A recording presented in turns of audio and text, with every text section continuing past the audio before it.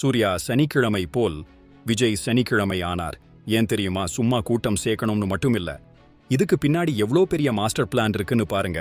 நடிகர் விஜய் இப்போ அரசியலில் இறங்கிட்டாரல்ல, அவரோட கட்சி பயணங்கள், பொதுக்கூட்டங்கள் எல்லாமே இனிமே சனிக்கிழமை தான் நடக்குமாம்.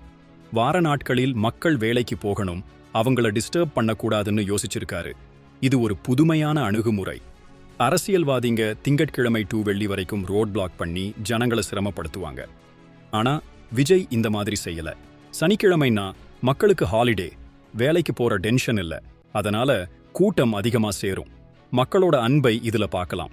முக்கியமா சனிக்கிழமை நடக்கிற இந்த நிகழ்ச்சிகள் மறுநாள் ஞாயிற்றுக்கிழமை நியூஸ் சேனல், பேப்பர், சோஷியல் மீடியான்னு எல்லாத்துலயும் ட்ரெண்டிங் ஆகும். இது அவருக்கு ஒரு இலவச விளம்பரம். அது மட்டும் இல்லாம தொண்டர்களுக்கும் இது ரொம்ப சௌகரியமா இருக்கும்.